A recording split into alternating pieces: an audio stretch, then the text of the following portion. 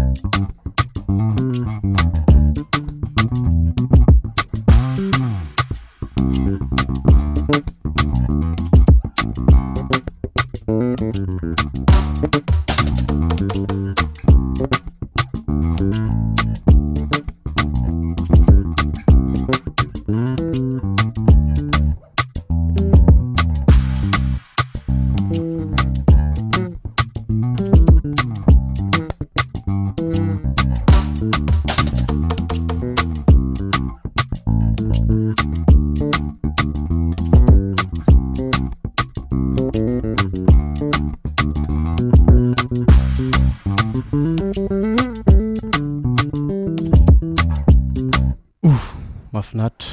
ohatranao na fanaovana an'izay voalohany indrindra aloha jerena ny accord a 5e note sol aty amin'ny 5e case 3e corde octave dia avy eo makany amin'ny 6e note 7e case 3e corde miaraka amin'ny octave kikely a mi dia avy eo do 3e corde 3e case dia iny ampanarahanao an'ilay rythme zay zany base le izy teo a octave, index, si, majeur ato amin'ny main droite. Ny équipe mipetraka eto amin'ny 4e corde. Ohatr'izao.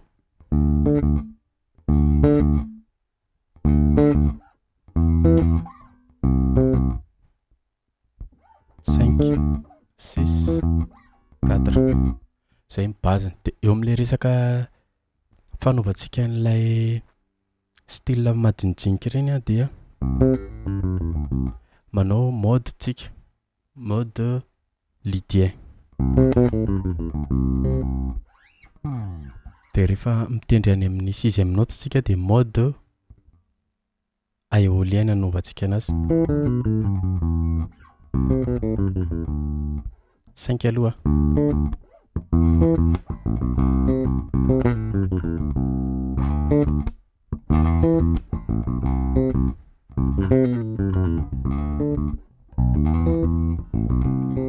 misy groupe de 3 notes manko amin'ny do la si do ohatran'izay fanaovantsika anazy makasitraka antsika rehetra indray ary raha liana ny cours en ligne ianao a dia ohatran'izao ataontsika isinao zao fa ianao fotsiny afaka manontany a dia valiko raha misy zavatra tsy azonao ao anatin'ilay izy eto amin'ny pejy moa dia fampirisiana antsika hianatra basy ihany fotsiny mety tsy ampy anao mety tsy afa-po anao ilay izy fa raha teo afa-po ianao a dia miditra ao anatin'ny cours en ligne mahakasika an'izay dia azavaiko aminao amin'ny MP raha mandefa MP ianao a info momba ny cours en ligne dia misaotra tompoko